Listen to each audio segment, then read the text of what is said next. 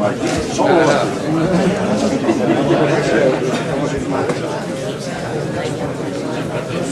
Bueno, habrá que decir. Sí. Oye, no cambiar la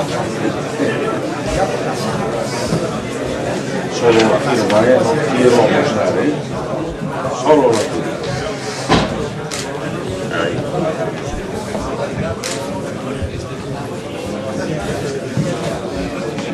Oye.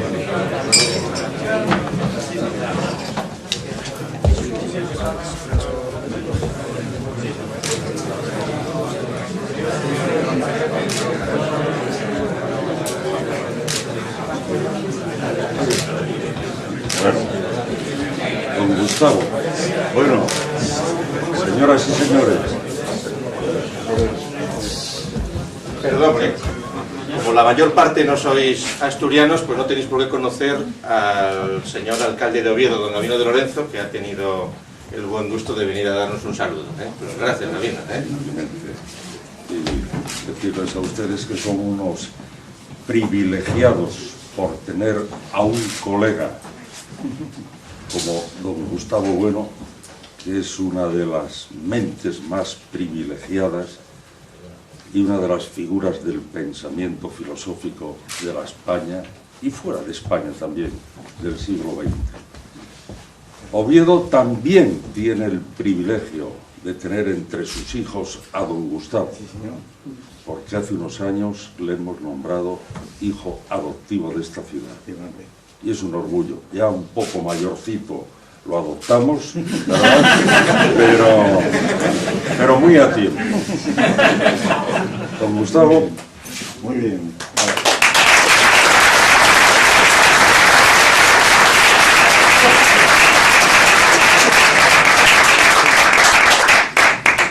Por favor.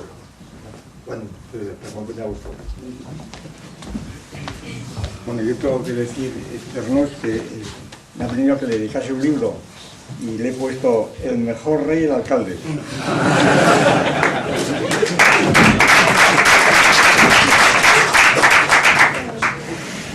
Muy bien.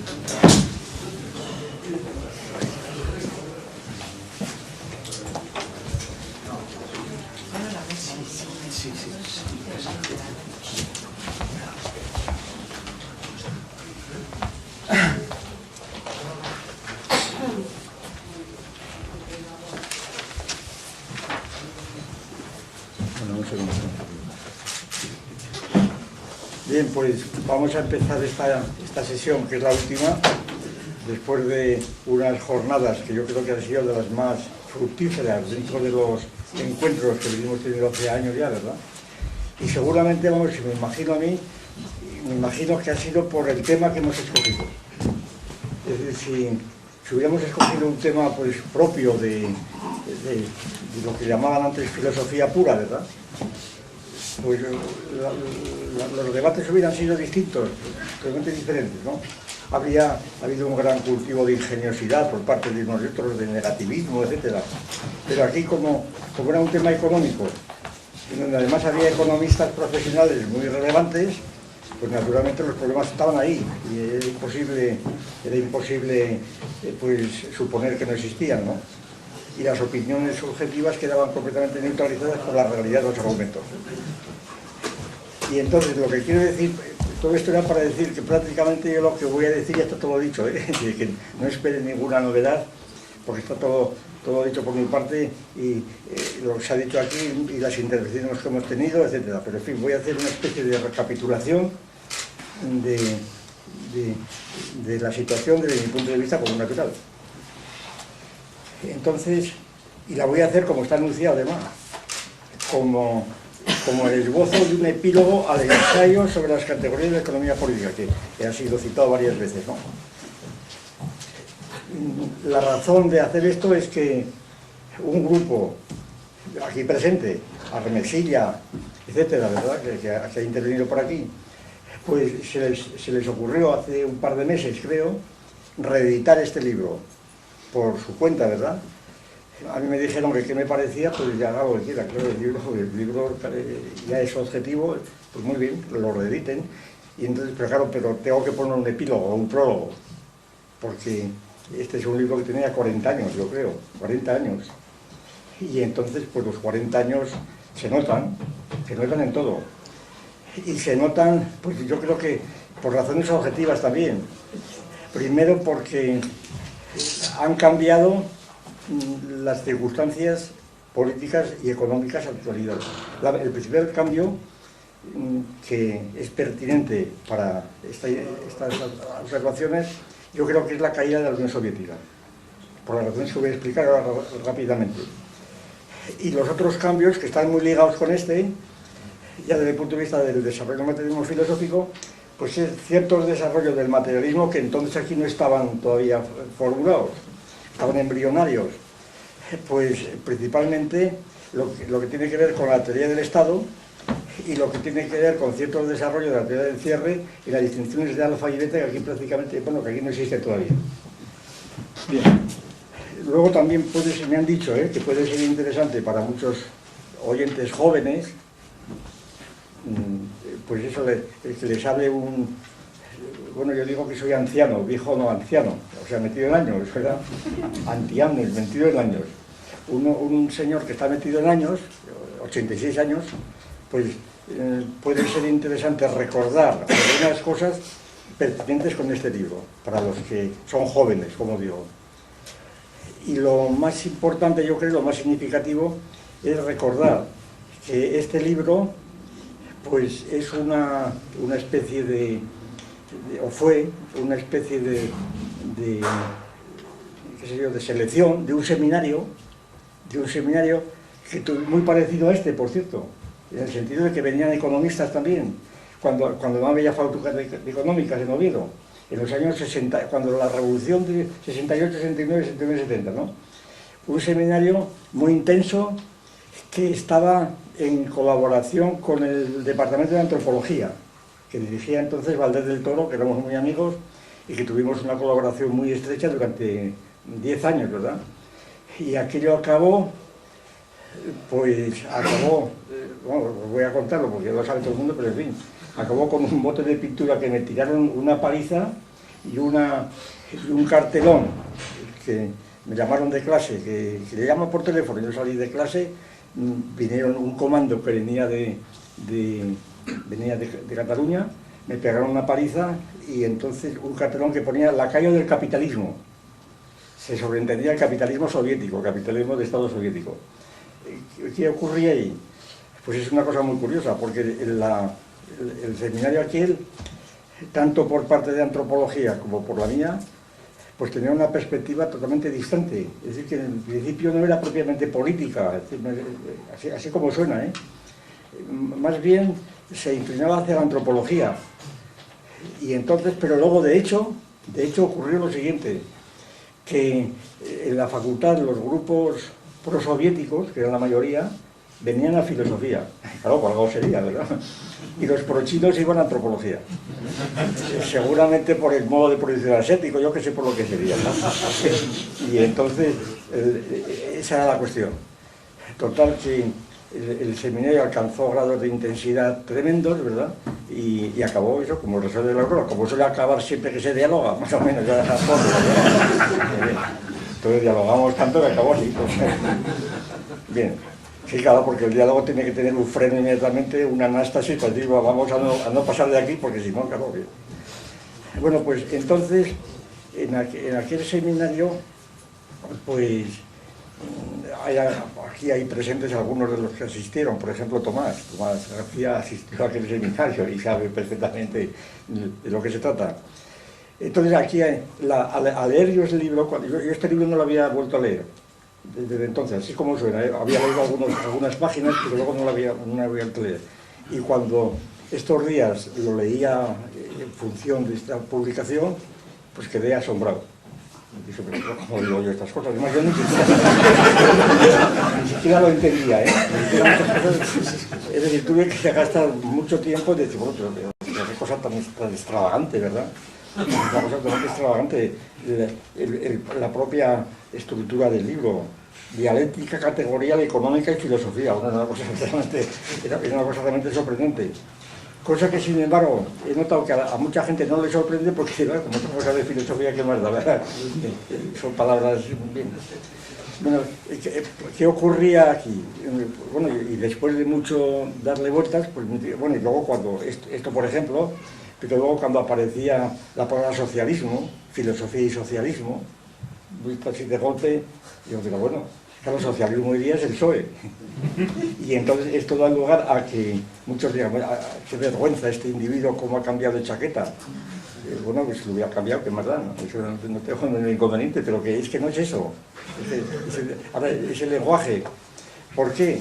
Pues porque el socialismo, bueno, eso ya lo he repetido otras veces también, pero aquí empleamos socialismo para lo siguiente. En el fondo, aquel seminario de aquellos años, ya digo que fue muy intenso y muy seguido por mucha gente, y bien, pues era sobre todo, entre otras cosas, tenía un aspecto de crítica a los métodos de la filosofía, del gremio que teníamos. El gremio entonces era una cosa realmente, o como lo sigue siendo a gran medida, ¿no? Era una cosa tremenda, ¿verdad? No es que fuera filosofía escolástica, era todavía peor, era una cosa realmente imposible de saber aquello. Y sobre todo se caracterizaba, era la época del existencialismo, por ejemplo, la época del libertarismo, de esto de la imaginación al poder, todas esas cosas, ¿no? Aquello del mayo del 68. Y entonces tenía un componente esencial de carácter pedagógico, ni siquiera. Entonces estudiaban en la facultad 200 o 300 en cada curso, ¿verdad? Que yo era distinto de cómo fue luego, es decir, que tenían un aspecto de las clases de mítines, más o menos.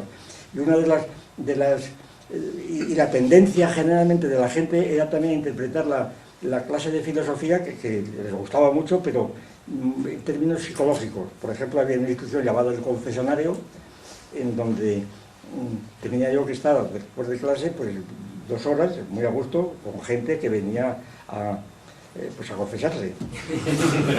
La confesión consistía en decir, la vida no tiene sentido, yo tengo la filosofía, no tiene sentido, me han arrojado al ser, yo no he preguntado si quería existir, y yo le decía, pero ¿cómo me van a preguntar? No me han preguntado, ¿cómo te van a preguntar si no sabías hablar, verdad? Y entonces, pues no, era imposible. Y más o menos terminaba más o menos con este consejo. Bueno, pues, ¿y qué me aconseja usted? Porque yo me voy a suicidar, porque la vida no tiene sentido. Yo le decía, bueno, pues mira, antes de suicidarse le daba el libro primero de Euclides. Digo, si lo estudia bien, luego hacemos un examen y luego, si se lo sabe, le doy la pistola. No venía nadie. Este tipo de filosofía que pues querían que lo identificábamos con el individualismo, el solicismo, yo qué sé, estas cosas, ¿no? El cogito, en el fondo, la profundidad, el sentido de la vida, yo pienso mucho, en fin, estas cosas, ¿no? Pues yo pienso, luego existo, en el fondo era esto. Pues iba contra esto, y entonces contra el individualismo poníamos al socialismo, en el sentido social de la expresión, de socialización.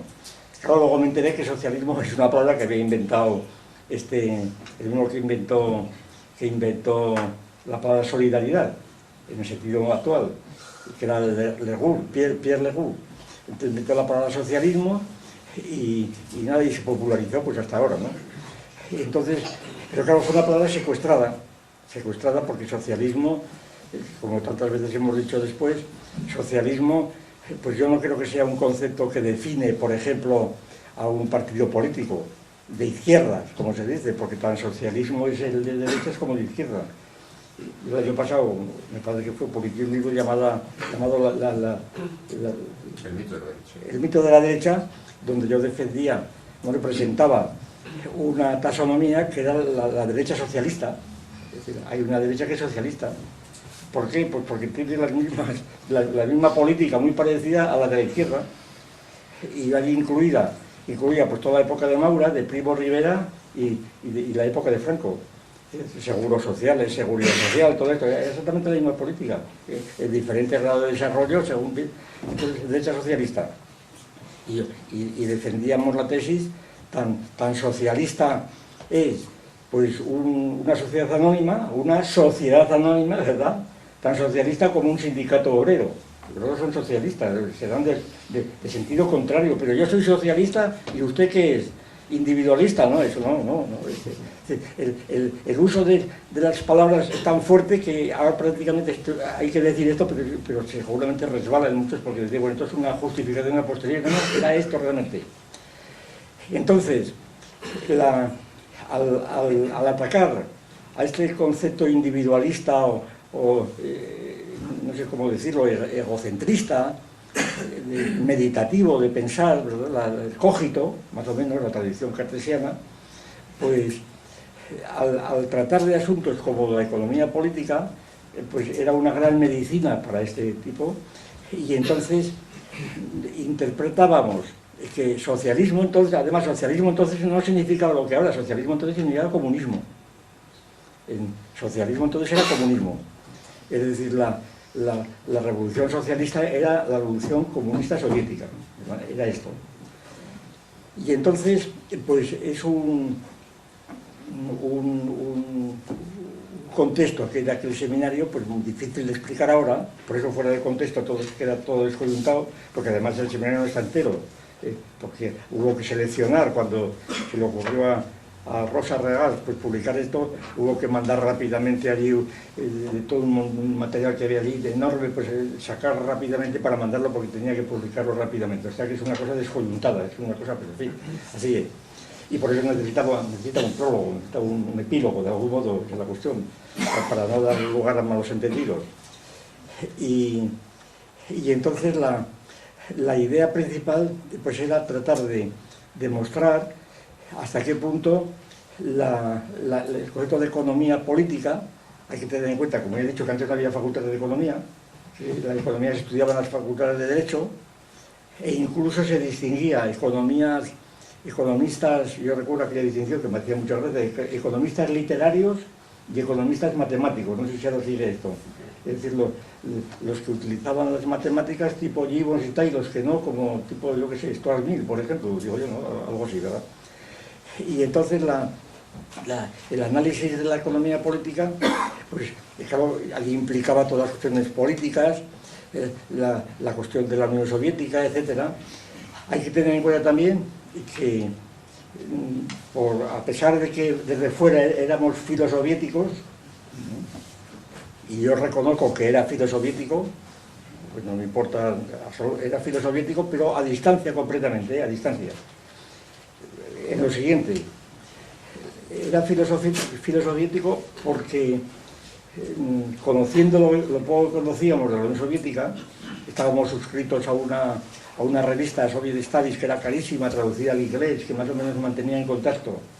Pues esta revista, claro, era para mantener distancia, era una cosa tan burda desde el punto de vista del análisis filosófico, estamos acostumbrados a una cosa burda, era ideología, completa ideología, ¿no? Aquel sitio de la filosofía de Dini, ¿verdad?, donde decían la línea de Demócrito, la filosofía burguesa de Anaxágoras y cosas de ese tipo, una cosa completamente imposible de tragar aquello, ¿no? Y luego, pues, el monismo, completamente el monismo, yo tengo que decir también, para que se vea que estoy hablando textualmente, Ensayos materialistas llevaba un subtítulo que era Intento de introducir la filosofía materialista en la academia, que esto fue del año 71-72, y ese libro iba directamente contra el Diamant, era un libro contra el Diamant, era justamente contra el Diamant, cosa que me llevaba que los amigos, ¿verdad?, los amigos más o menos afiliados al Partido Comunista y demás, pues muchos de ellos me llamaban, como llaman, anticlerical pequeño burgués. Digo, pues es que soy gran burgués, que los pobres hombres, que no somos proletarios, hombre, no me fastidio. Entonces, esas categorías eran una cosa que estábamos todo el día con ellas y chirriaban, pero vamos, sin embargo, son las que en gran parte pues,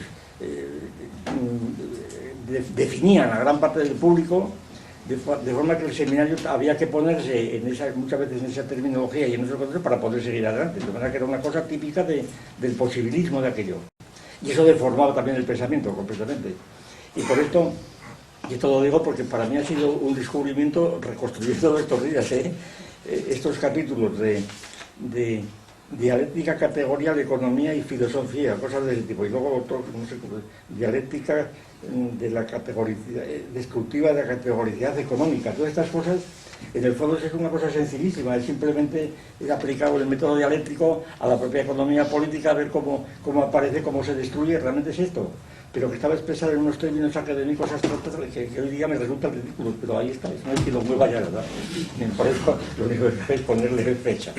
Bien, entonces la cuestión central yo creo que era esta. Nosotros tratábamos de determinar por los problemas de la economía política. Entonces había dos economías. Bueno, yo estaba siempre muy interesado por la economía. Antes hemos hablado, porque ya desde estudiante era un asunto que me interesaba mucho, aunque yo estudié Derecho, unos cursos para que el Derecho Administrativo me expulsó de la carrera, pero vamos, una de las asignaturas que más me gustaban era la economía política y la hacienda pública.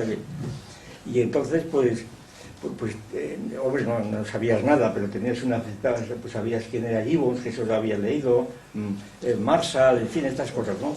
De manera que estabas un poco familiarizado con eso, pero claro, cuando viene y esa era la economía política, ¿eh? Pero cuando el marxismo empezó a tomar cuerpo, realmente aquello se presentaba como una dicotomía total, es decir, había la economía política. Son dos economías políticas, la economía capitalista y la economía socialista, comunista, ¿verdad? Hay dos economías, lo cual tenía muy pocos paralelos en otras ciencias. Hay que tener en cuenta que la preocupación, la perspectiva principal nuestra en aquel momento era lo que llamamos noseológica, o entonces también ya llamamos, no me acuerdo, queríamos un poco determinar en qué consistía la cientificidad de esa economía, en qué consistía. Que claro, cuando decían, no, es que utilizan las matemáticas, bueno, eso no tiene nada que ver, ¿verdad? Utilizan las matemáticas, también la utilizan los astrólogos y demás, eso no tiene nada que ver, depende de cómo la utilice, pero en fin, a mucha gente le da lo mismo. Entonces, ¿en qué consistía la cientificidad? ¿Y cómo era posible que si era una ciencia hubiera dos escuelas tan contradictorias que se negaban unas con otras? Claro, se ponían en bueno, también hay en geometría, está la geometría euclidiana y la no euclidiana, y tienen axiomas distintos. Sí, bueno, era un modo de arreglar la avería, ¿verdad? Pero no era lo mismo, porque aquí es que se negaban totalmente unas a otras, ¿no? Y entonces ese era el planteamiento, ¿de qué se trataba? Y entonces, claro, ¿y qué es economía? ¿En qué consistía la economía? ¿En qué consistía la racionalidad económica, como se dice luego? ¿Qué es eso de racionalidad económica? ¿Pero qué es esto? Estas cosas, ¿no? ¿Por qué es irracional una cosa y la otra racional? Estas cosas, ¿no? ¿Y qué condiciones tiene con la política? Estas cuestiones que hemos estado discutiendo estos días. Esto es el tema del seminario. Y entonces, pues la idea central, yo creo, fue tratar de establecer, después de discutir todas las teorías del valor, las disciplinas de economía que conocíamos y que discutíamos, pues que sea la administración de bienes escasos, por ejemplo, que era una fórmula clásica, que claro, era una cosa que llamaba la atención, sobre todo cuando estábamos en un punto de vista antropológico. Pues eso no había quien lo agarrase, de bienes escasos. Claro, te acordabas del Pottsler, aquel libro de Herskov y la economía y entonces no era la escasez lo fundamental. Es más, pensábamos que la economía y la racionalidad económica en gran parte se enfrentaba con el problema de la superproducción y de la superabundancia de bienes, de manera que con todo lo que eso significa. Bueno, y la economía animal, claro, es que la ontología estaba entonces apuntando, todavía no habían dado el premio Nobel pero ya se leían muchas cosas de Lorenz y demás, ¿no? Aunque el premio Nobel, que fue la consagración pública, me parece que fue el 74, era el 72 o 70. Pues los animales ahorran, los lobos esconden esto, y entonces tienen una ahorra y una reserva del bien, esas cosas, ¿no? También hay una economía, una conducta económica en los animales. Y entonces, ¿en qué consiste la economía humana? No en la elección de medios para llegar a un fin, la definición es marginalista, ¿no? La obtención de la felicidad mediante la compra del máximo placer con el menor dolor posible, ¿verdad? Esto más o menos lo decía Gibbons así. Y claro, como luego empezaba a formalizar esto con el cálculo diferencial, pues muy bien, aquello empezaba y el componente psicológico que tenía desaparecía, que se seguía, porque aparecía la palabra compra. Y entonces la compra ya neutralizaba totalmente el subjetivismo, de manera que era una situación muy interesante para ver los límites de ese individualismo contra el que estábamos siempre atacando, ¿no? Y entonces la idea de que el problema central es en qué consistía la racionalidad económica, es decir, que si bienes escasos las famosas cuestiones de Ricardo, claro, Ricardo lo leíamos muy bien, porque además estaba entonces muy en boga, ¿no? Pues distribución, economía de distribución de renta de la tierra, de beneficios del capital y de salarios, del trabajo. Y entonces, claro, las diferentes proporciones de una y otras, pues, discusiones de este tipo.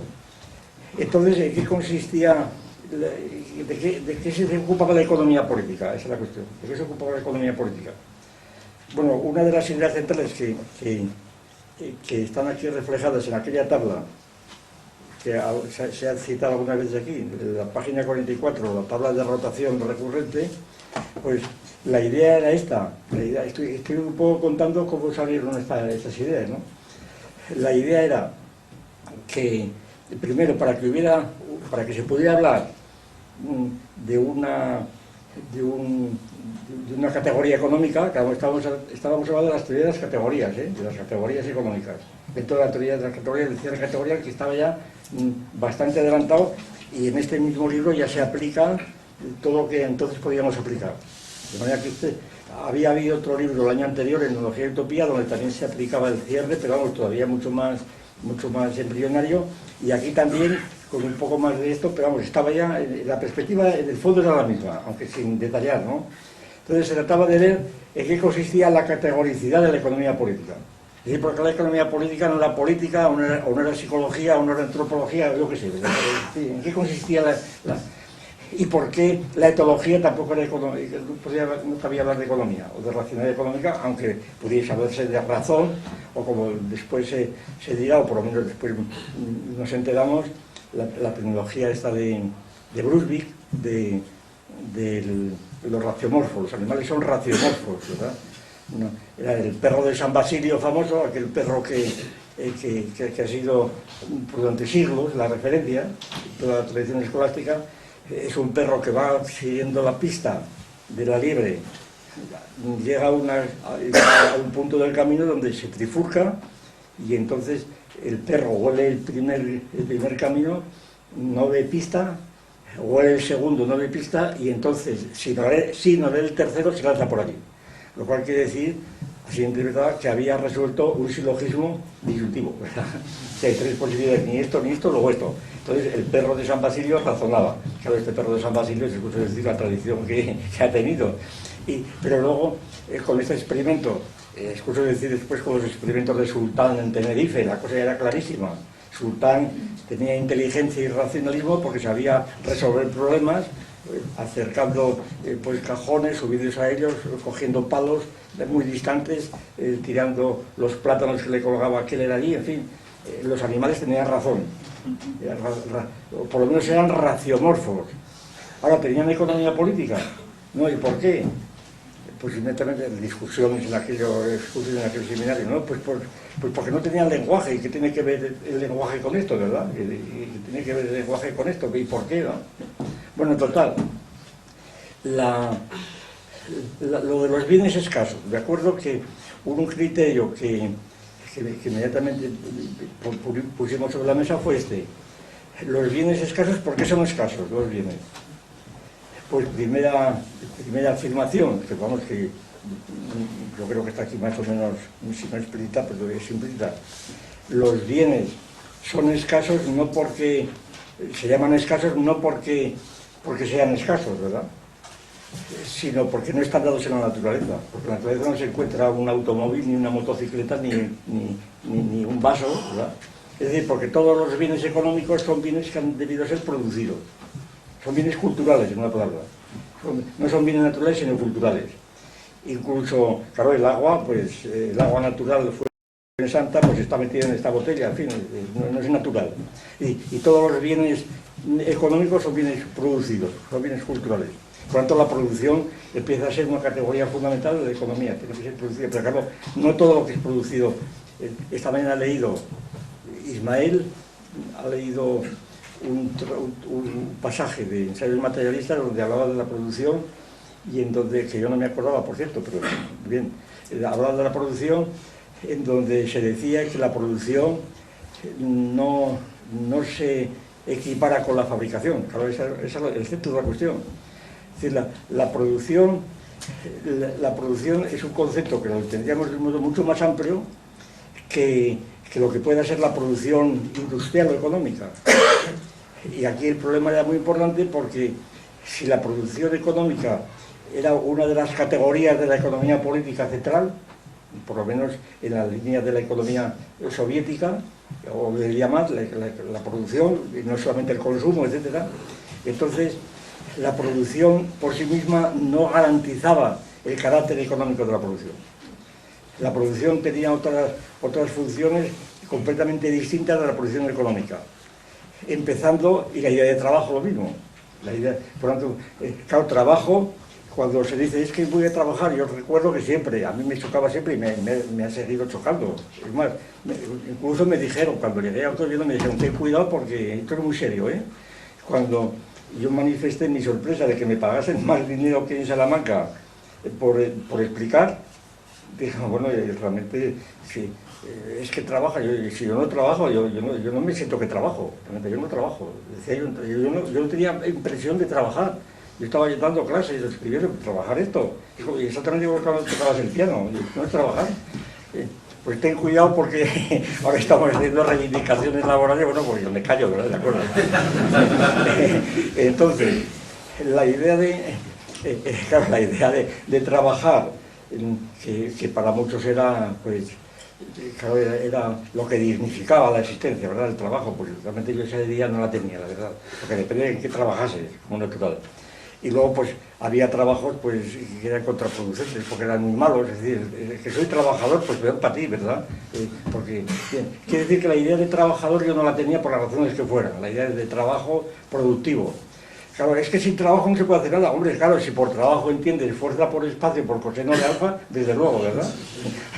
Porque desde el momento en que un individuo, yo ponía este ejemplo muchas veces, un atleta, pues se pone a... No atleta, sino que un individuo por hacer gimnasia se pone a hacer carreras por las mañanas, ¿verdad? Hace 10 o 12 kilómetros, va y vuelve, y claro, realiza un trabajo medible físicamente, pero en cambio ese trabajo pues no tiene efectos económicos, porque ahora si este individuo cuando corre es porque está contratado en un club deportivo, entonces está computando las horas que dedica a trabajo. Entonces sí, pues, porque el trabajo, aquí veníamos bien la definición marxista del trabajo asalariado.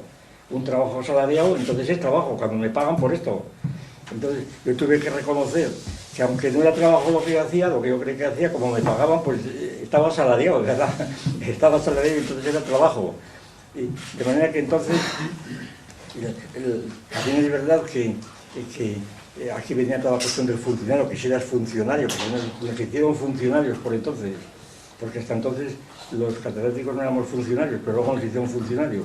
Y claro, la palabra funcionario, pues no sé, yo por las novelas de Dostoyevsky y demás, me sonaba a mí como pues el funcionario, ¿verdad? El hombre que está ahí escribiendo la funcionario. Yo no soy funcionario, nosotros tenemos funcionario.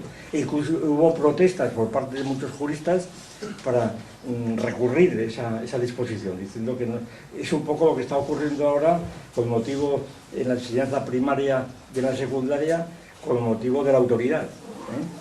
Que los maestros o profesores puedan pues castigar a los niños o expulsarles de clase, porque si eran funcionarios no podían, pero si son autoridades, sí, en el fondo de esta discusión que se planteaba entonces, en aquellos años 60 debía ser. Bien, entonces la idea de trabajo, de producción, vamos a ver, de producción de bienes culturales, por supuesto, no era posible una económica. A mí me parecía verdaderamente ridículo imaginar, yo entonces era muy melómano, pensar que cuando Mozart estaba escribiendo una sinfonía estaba haciendo una producción, es decir, que no tenía nada que ver. Es decir, una cosa que no tenía absolutamente nada que ver. Luego sí, el negocio daría pues los que editaban las obras, los textos, eso sí, pero él no estaba trabajando de ninguna manera, estaba produciendo. Tampoco es que estuviera creando, como se decía, estoy creando, que es lo que se dice ahora. Ahora los creadores, estos de la ceja, son creadores. A ver, eso es demasiado. Hombre, ni tanto ni tan calvo. Creadores de qué, creadores es una cosa tan ridícula. Estoy creando, ¿verdad? Pues estáis produciendo, pues, si no hay otra palabra mejor en español, produciendo, claro, produciendo después, como se llamaron productores en la época del franquismo, a los trabajadores manuales, eran los productores. Es decir, el lenguaje pues es casi imposible utilizarlo. Cualquier palabra que utilices está contaminada por otro lado, pero en fin, por eso hay que explicarlo.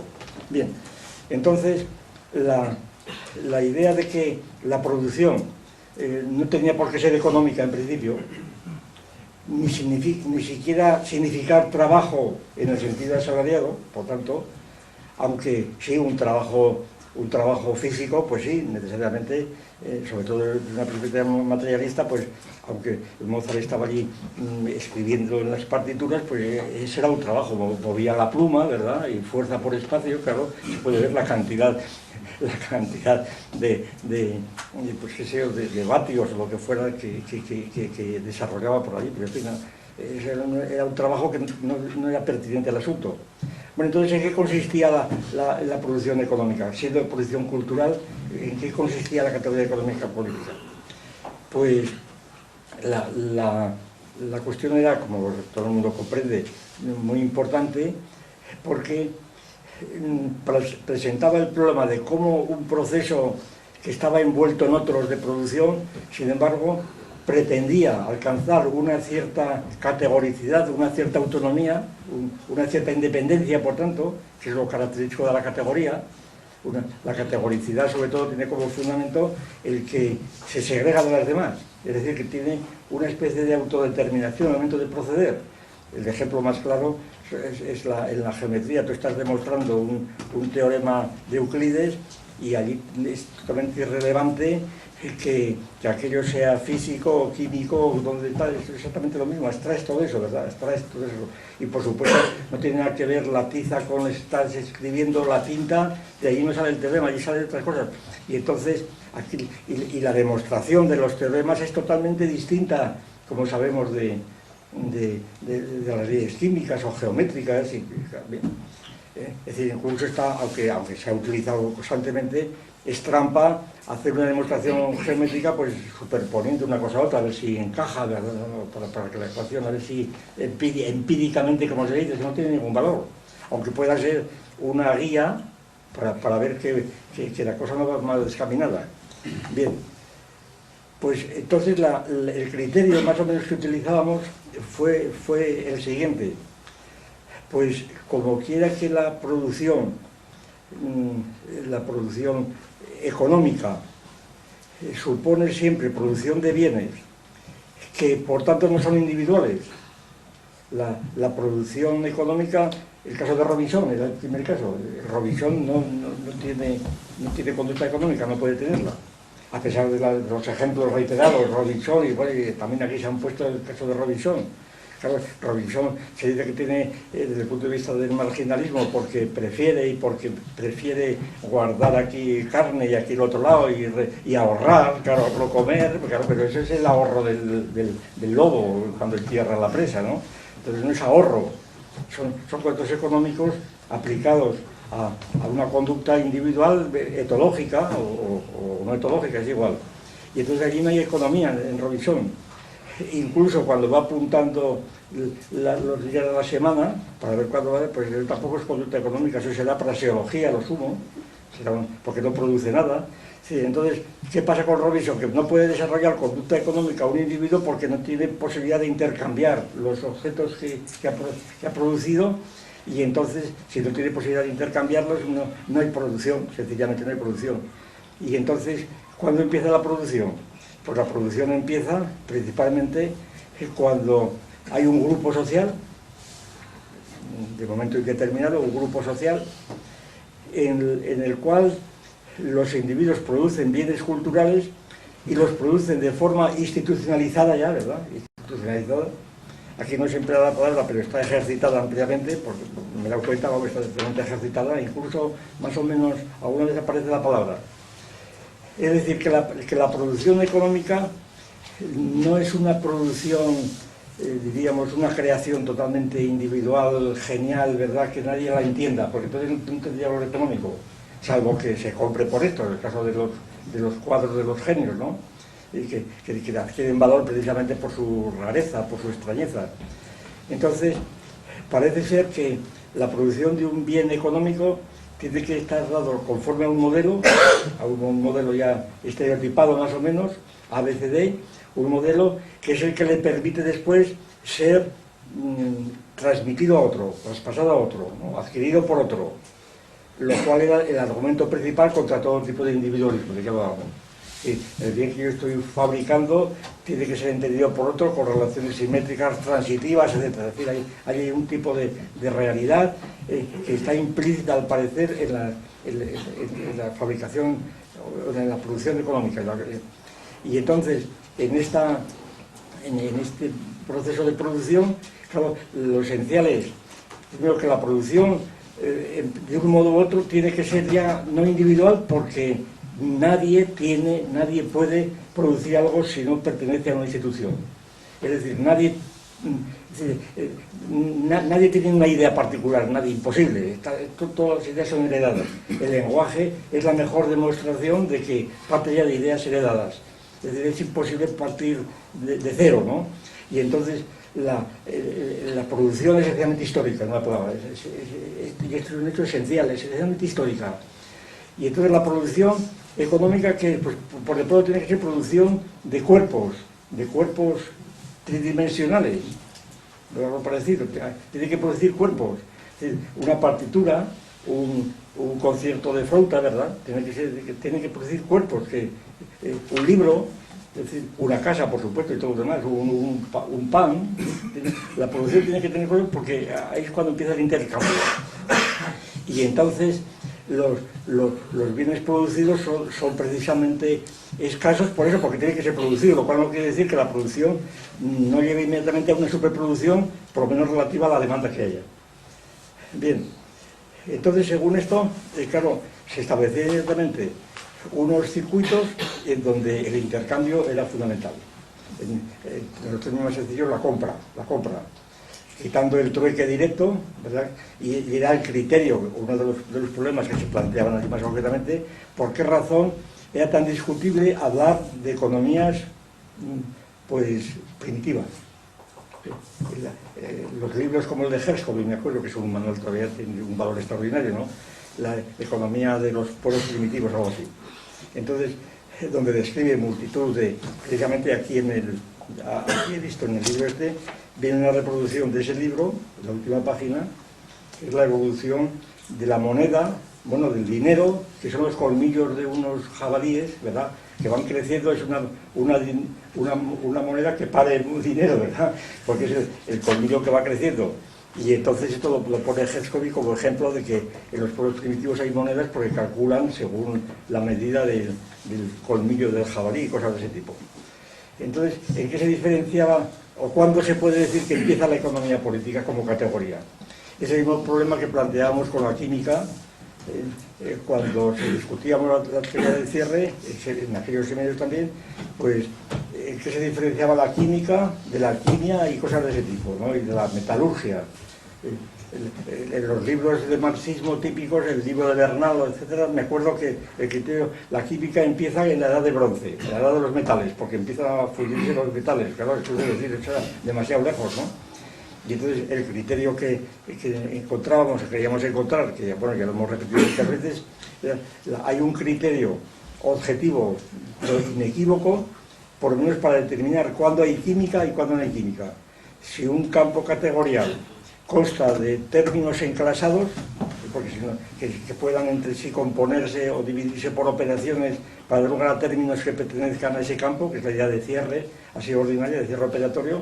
Entonces, si operaciones cerradas con ese campo, que son porque componiendo o dividiendo términos, dan lugar a otros términos del campo, que tienen las mismas relaciones con el campo, entonces un campo como el de la química, lo primero que tendrá que tener son los términos. La definición del campo es eso. Cuando hay química, cuando hay en el campo no ya materiales químicos, claro, porque entonces química es todo, sino cuando hay definiciones de términos químicos. Por ejemplo, cuando hay, pues qué sé yo, nitrógeno, hidrógeno, carbono, oxígeno, etcétera, la tabla de los elementos, una palabra, la tabla de los elementos, la química clásica de Lavoisier, de Dalton. Entonces, este criterio nos conduce inmediatamente a esta tesis. La química empieza con Lavoisier, por ejemplo, ya no hay química. Serán precedentes, Boyle y tal, pero no es química. La química empieza, se puede llamar química y empiezan las combinaciones de los elementos. Este mismo problema lo aplicamos aquí. ¿Cuándo empieza la economía? Cuando intercambian por trueque directo, pues no, eso no es economía. Entonces, uno de los que utilizábamos era el dinero, cuando sale el dinero. ¿Y por qué el dinero? Pues porque el dinero, no ya la moneda, el dinero o la mercancía o el bien dinerable, ¿verdad? Que esta mañana o anteayer se decía. Cuando un bien tiene las funciones de una especie de intercambiador que abre multitud de alternativas, y entonces, que es el caso del oro, ¿verdad? ¿Por qué? Porque este bien lo que hace es poder ser intercambiado por otros muchos, con lo cual este bien ocupa inmediatamente una situación de nivel superior, un poco de energía potencial que le permite determinarse a otras muchas situaciones de energía actual, ¿no? Entonces, que puede intercambiarse por muchos bienes, que sería el caso del oro. Claro, por eso allí insistíamos tanto en que cuando se dice el oro vale por el trabajo que ha podido, yo creo que no, en absoluto. A mí me parece que el valor del oro, por ejemplo, o del diamante, vamos, el valor del oro no reside en la cantidad de trabajo que haya consistido, porque teóricamente puede haber minas de oro, y bueno, y ese ejemplo que ponía uno de los ponentes de la montaña la Sierra Madre, es decir, cuando está un minero sacando oro de la Sierra Madre y saca unos gramos de oro, pero hay 900 mineros que están allí sacando y se han perdido la vida y no han sacado nada, dice, no, es que el trabajo mío implica el trabajo de los 900 buscadores de oro. Pues no se ve porque va a ser el trabajo de los 900. No, es que no veo, eso es una pura, a mi juicio es una pura afirmación retórica, poética, ¿verdad? Es decir, socialista en el sentido, es que somos los 900, no, los 900 no, el que hay que encontrarlo es ese. Y, hombre, los demás han podido contribuir, a lo mejor han estorbado, ¿verdad? No, depende, claro. Nada, entonces no es eso. Yo creo que es suficiente. Entonces, ¿por qué se aprecia el oro? Primero, porque podría haberse encontrado de un modo natural, nativo, en grandes cantidades, como a algunos les ha ocurrido. Y segundo, porque independientemente de esto, el oro tiene condiciones químicas pues que son características y que no las tiene cualquier otro objeto. Es lo de la barra de oro del Protágoras de Platón, ¿no? Cuando Platón distingue dos clases de totalidades y dice, por ejemplo, la barra de oro, que se divide por la mitad y sigue siendo oro, y se sigue dividiendo y sigue siendo oro. Es decir, que es homogénea, que es prácticamente infinita la división, bueno, por lo menos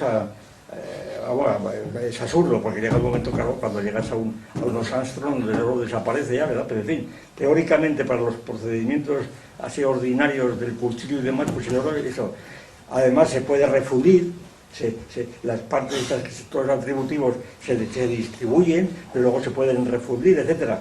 Entonces, quiere decir esto, que el oro puede ser repartido por todo el mundo, independientemente de su utilidad real, pues como adorno, como fetiche, eso es lo de menos, ¿verdad? Que sea un fetiche, pues lo será, pero otras veces no lo es, ¿verdad? Es decir, el fetichismo del oro viene precisamente de esto otro, cuando se elige como patrón de la moneda.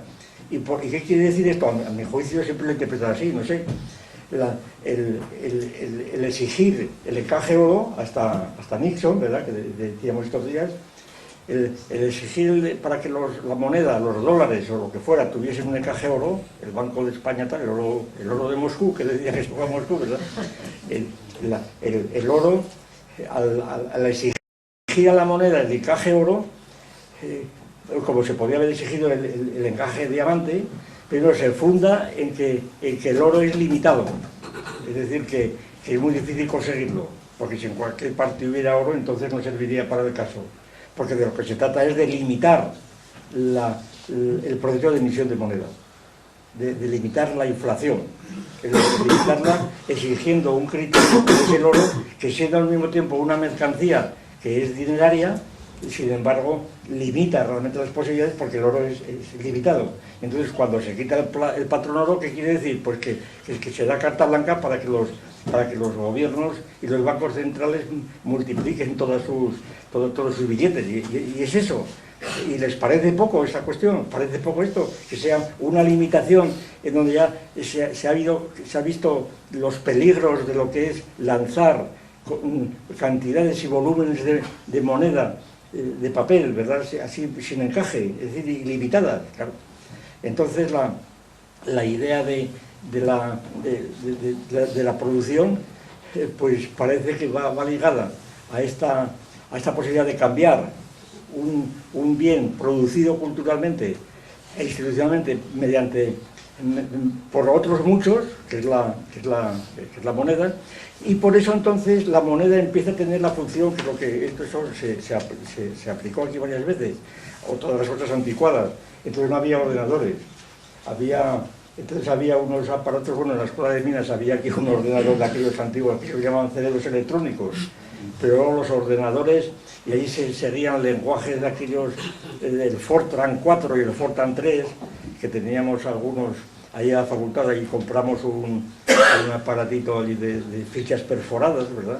Y incluso yo recuerdo que intenté, bueno, y logré demostrar un teorema no me acuerdo qué era, un teorema de lógica, demostrarlo allí, ¿verdad? Quedábamos tan satisfechos, era una tontería completa, pero en fin, pero era esto. Y entonces esto, claro, pues también resulta anticuado cuando oyes aquí lo del Fortran 4, después de decir esto ya es una cosa paleontológica ya. Pero entonces la idea de ¿qué estoy diciendo? Sí, que eso es, que la moneda, la interpretar la moneda como una variable, eso es, la moneda era una variable, y entonces los individuos o los grupos que adquirían los bienes, pues eran grupos que estaban definidos por los bienes adquiridos, por lo tanto eran como módulos, en el sentido de que considerándolos como clases, pues multiplicando el producto de clases de uno por un bien, era el bien, ¿verdad? Y entonces, son fórmulas que aparecen aquí, y entonces resultaba, pues que, y eso me acuerdo que interesaba mucho, a mí también me gustaba mucho, la verdad, el ver que la división de sujeto y objeto quedaba borrada, la división famosa de subjetivo y objetivo que hablábamos esta tarde, quedaba más o menos borrada, porque resulta que en la categoría económica, que es lo que estaba aquí en la tabla más o menos representada,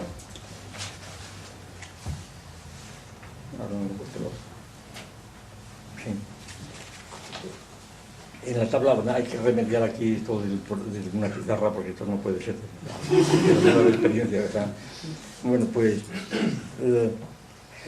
aquí se ponían los módulos, los individuos, en columnas los individuos y en filas los bienes, A, B, C, D, 1, 2, 3, 4, 5, 6. Y entonces, claro, cada individuo uno quedaba definido por todos los bienes a que tenía opción mediante el dinero, ¿verdad? Entonces el dinero es lo que le daba posibilidad de adquirir todos esos bienes. Por lo tanto, el individuo quedaba definido por el conjunto de bienes que podía adquirir para su uso o lo que fuera, ¿no? El individuo que fuera individuo o grupo.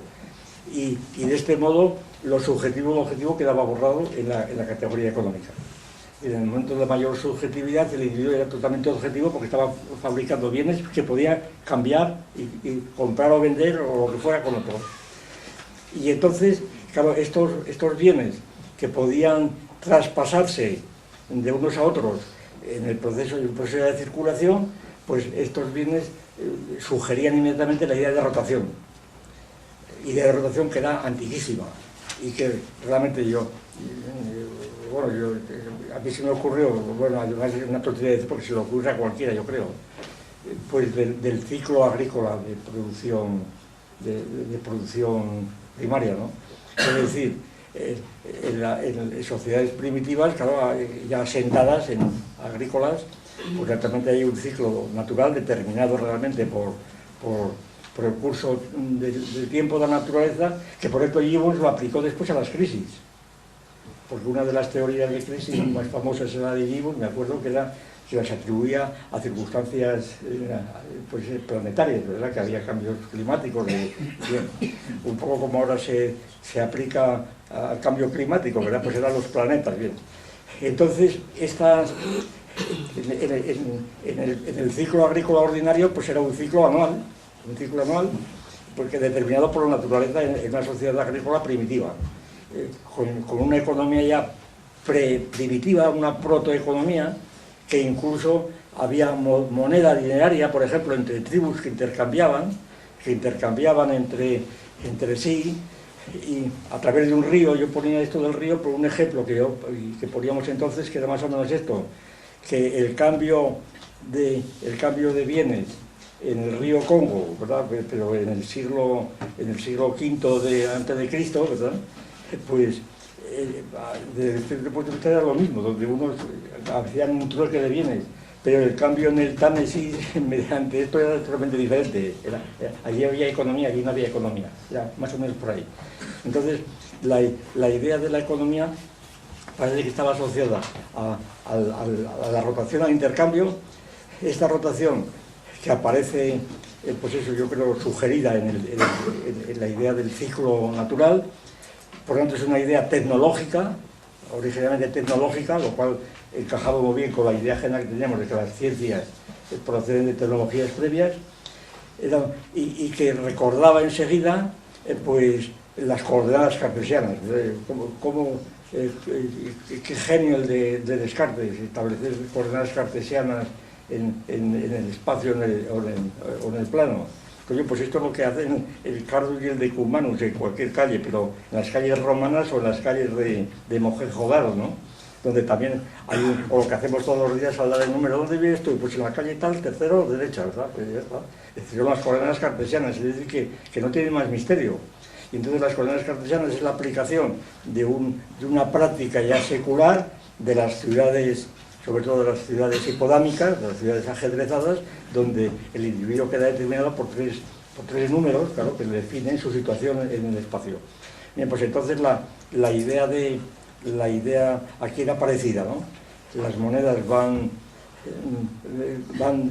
son conmutadores de multitud de variables, y entonces empieza la economía, y entonces el radio de la economía pues puede ser muy amplio según el grado social, ¿no? Pues aquí distinguiríamos las cuatro clases de economía que distingue Teofrasto, un discípulo de Aristóteles, o el pseudo-Teofrasto, que eso hay muchas discusiones. Primero habría una economía que llama idiotique, economía idiota, que viene a ser la propia, que es familiar, la economía de la hacienda familiar, teniendo en cuenta que cada familia está con otras familias, ¿verdad? Y que dice Teofrasto una cosa muy curiosa. Primero, que una flauta, cuando empieza a ser bien económico, es cuando se puede vender o comprar, no cuando se toca. El valor de uso y el valor de cambio, ¿verdad? Simplemente. Y además que la economía doméstica, que llamaríamos después la economía, que es la etimología de la expresión, oikos nomos, ¿verdad? La ley de la casa de la hacienda, es la hacienda que tiene esclavos, que tiene tierras, bueyes, etcétera. Y dice Teofrasto que la razón económica tiene incluso que servirse del enemigo, ¿verdad? Que tiene que utilizar también el enemigo de la familia, y que servirle para sacar rendimiento económico. Es decir, que la economía doméstica está ya más o menos, las categorías están más o menos prefiguradas.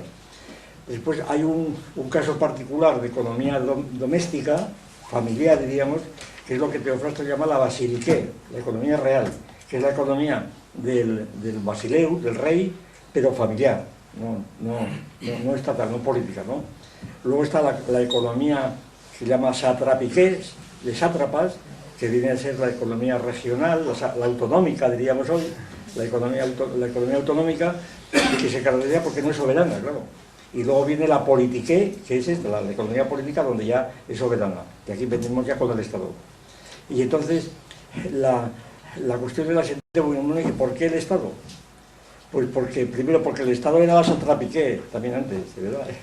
Porque el Estado-ciudad ya era Estado soberano, ya con una policía, con todas las condiciones de un Estado, todo lo que se quisiera. Y entonces, ¿por qué? Y aquí viene una cuestión central. Entonces, para que haya economía política, ¿qué hace falta? Pues hace falta ante todo el Estado. Ante todo el Estado. ¿Y por qué el Estado? ¿Por qué? Pues la razón es la siguiente. Bueno, la razón que damos, bueno, tampoco puedo yo exponer esto, es muy conocido, se ha citado muchas veces aquí, bien, es simplemente lo siguiente, lo que llamamos la capa basal. Es decir, un Estado es ante todo la patria. ¿Y qué es la patria? Pues la definición materialista y económica de la patria es la tierra de los padres, donde están las riquezas, donde está el suelo, la agricultura, está todo allí. Y por tanto, la patria hay que defenderla porque es nuestra, sencillamente. Y cuando una autonomía quiere emanciparse, me está quitando algo mío, entonces no puedo tolerarlo. A mí déjame de paz. Es que la patria es un concepto burgués. ¿Y usted qué coño será, verdad? Es un concepto burgués. La patria es la patria, es eso. Y entonces, ¿le parece poco? Es que esto es una idea muy grosera de patria, coño, grosera. Como si dices que es muy grosero el cuerpo, es que sin patria no existe. Y entonces es la plataforma donde tú vives, entonces la patria, además de ser la tierra de los padres donde están enterrados, entonces la patria es la tierra de los hijos y la patria donde vives. Es decir, y la patria supone una apropiación, ahí está la cuestión. Hay que tener en cuenta, no he dicho lo siguiente. En el seminario, todavía la Unión Soviética no había caído. El seminario, durante el seminario eran los años 68, ¿no? Todavía le faltaban pues 15 años, ¿no? Y entonces yo les voy a decir con toda sinceridad, me voy a confesar ante ustedes. Yo a la Unión Soviética le tenía mucho recelo, mucho recelo. Yo de hecho nunca me apunté al Partido Comunista ni nada. Pero lo consideraba un experimento interesante, pues el experimento que estaban haciendo los soviéticos, ¿verdad? El hacer un Estado socialista, comunista, etcétera, que además había que tener en cuenta que tenía el 10% de crecimiento del PIB cada año, es decir, que era una cosa, la época de la crisis, en fin, todo lo que se quiera, ¿no? Los Sputnik, que estaban funcionando, es decir, la Unión Soviética en aquellos años era de máximo prestigio, con la propaganda que hacía, sobre todo, por muchas razones, ¿no? Ya se pueden imaginar. Y entonces, pero sin embargo, éramos hipercríticos con ello, por muchas razones, sobre todo por el monismo, por la filosofía tan grosera que hacían los libros de Lenin y estas cosas, una cosa groserísima, ¿verdad? Cuando decían que la dialéctica era la ciencia del movimiento y por eso decían que Parménides, que los argumentos de Zenón no eran dialécticos porque iban contra el movimiento, una cosa tan grosera, tan grosera que era increíble, ¿verdad? Y entonces, pues, bueno, era un recelo total contra los rusos, así sencillamente, ¿verdad? Como gente casi bárbara, por lo menos en filosofía casi bárbara. Luego sí, bueno, un poco la música y Tchaikovsky, ¿verdad? Y cosas de ese tipo, pero en fin, eso un poco y luego sí, toda la literatura rusa, que entonces era muy conocida, todo aquello de Pushkin y Dostoyevsky y demás, era una cosa muy ambigua, pero vamos, prevalecía la idea de que había sido un pueblo esclavizado hasta los zares y que por lo tanto que bien. Bueno, total, que sin embargo, tal como yo tenía el planteamiento, quizá equivocado, yo el planteamiento que me hice fue que la prueba del marxismo era la Unión Soviética. Y que si la Unión Soviética fracasaba el marxismo. Es decir, la Unión Soviética es lo que después llamaríamos era un proyecto aureolar, es decir, tenía que resultar. Y si no resultaba, fracasaba completamente. Entonces, para el proyecto necesitaba suponer que ya había terminado, claro. De hecho, todavía Khrushchev, me parece que fue por los años, no me acuerdo muy bien, quizás fuera de 70 y tantos. Khrushchev anunció para el año 1978, me parece, ya el comunismo en un solo país, ya definitivo. ya había dejado de ser dictadura del proletariado y se había asumido la idea de Dimitrov de República Popular, ¿verdad? Ya no había clases sociales antagónicas y la idea de lucha de clases había desaparecido en la Unión Soviética. Entonces se veía una cosa tan artificiosa, todo que ve bien. Bien, entonces, sin embargo, a mí me parecía que, puesto que era un proyecto aureolar, había que esperar a ver qué daba de sí. A ver qué daba de sí. Y yo, de hecho, era mi confesión, yo de hecho no emprendí en serio una teoría del Estado hasta que cayó la Unión Soviética. Y cuando cayó la Unión Soviética, inmediatamente escribí yo el libro de las categorías de la política, ¿no? ¿Cómo se llama?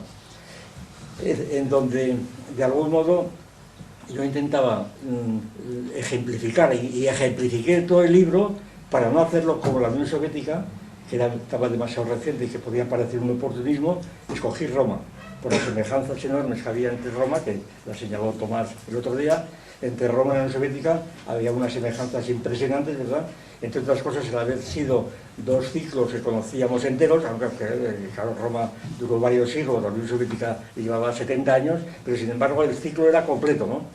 Y entonces, pues, yo puse todos los ejemplos con Roma, pero era la Unión Soviética. Luego tomaron los americanos la idea de estar constantemente mirándose en el espejo de Roma, como siguen ahora, ¿no?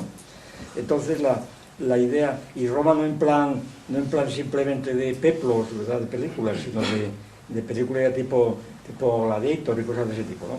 Bien, entonces la idea de la Unión Soviética como estructura política, pues parece que estaba vinculada a su economía, a la economía marxista. Bien, total, que de aquí vino la idea de dar la vuelta del revés al marxismo, de dar la idea de la vuelta del revés.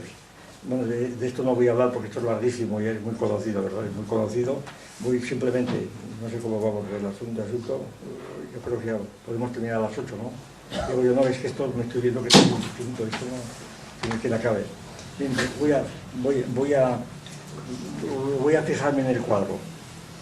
En el cuadro, entonces, quizá lo más significativo sería considerar al dinero como una variable y a la moneda como una variable que tenía distintos valores, que convertía inmediatamente a los sujetos que tenían el dinero, individuos o grupos, ¿verdad?, los convertía en módulos.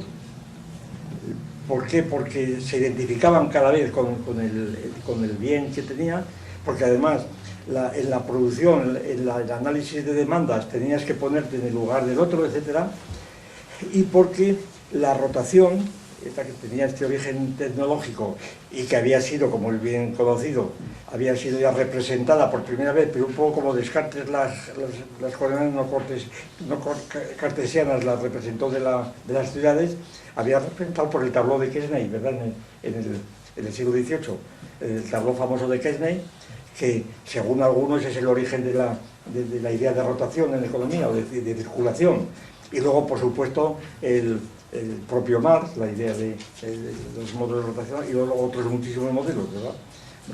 El modelo del ecocírculo, ese de este economista sueco, también es un círculo que percibe del Estado, en fin. La cosa del círculo es casi un... Claro, en la Unión Soviética se dice que no había ciclos, pero no había ciclos, pero los había. No habría ciclos desde el punto de vista... Bueno, en mí no habría ciclos, ¿verdad?, de acuerdo, porque no había crisis, pero los ciclos de la Unión Soviética se computaban como tales, anuales o quinquenales, los planes quinquenales, había ciclos completos, había ciclos enteros dentro de un ritmo, ciclos que eran taxonómicos, si quieren, taxonómicos porque había una continuidad, cada ciclo no era un círculo aislado, se seguía con lo siguiente, pero en fin. Entonces la cuestión es la economía política capitalista. ¿Cómo se definía la política capitalista? Pues primero por el derecho de propiedad, fundamental. Es decir, el Estado, la patria, que decíamos, la patria resultaba de una apropiación de un territorio. De un territorio, pues, después del Imperio Romano, pues aproximadamente de 500.000 de kilómetros, por ejemplo. Francia, España, Italia, los grandes estados canónicos, ¿verdad? En América lo mismo. Es decir, un territorio amplio, suficientemente amplio en general, y entonces este territorio está limitado, apropiado. Apropiado quiere decir que es algo que Marx precisamente no consideraba, ni los marxistas. Es decir, que es una de las discusiones más fuertes que tuvimos. Es decir, es que no, cuando se criticaba la propiedad, ¿no? Es que la propiedad es producto de la explotación, es producto de la lucha de clases. Era la cuestión de Engels, del origen de la familia, la propiedad privada de toda. Ahí fue la principal vuelta del revés que intentamos dar. Bueno, y que yo la publiqué en una revista del Partido Comunista, que no lo leyó nadie, ahí está, pero vamos, quiero decir que ahí están los documentos. Pues la teoría clásica del día Marx y de Engels, Marx se metió menos en estas cosas, fue sobre todo Engels, pero Engels instruido por Marx y con la aprobación de él, ¿no? La lucha de clases es el pecado original de la humanidad, como sabemos, es el pecado original, es la fractura, es la alienación famosa, una de las palabras que me acuerdo que más me indignaban a mí, estoy alienado, pero eso qué coño es, ¿verdad? Alienado. Es que están alienados, bueno, y todavía se sigue diciendo, es que estoy alienado. Claro, yo tenía una cierta familiaridad con los manicomios.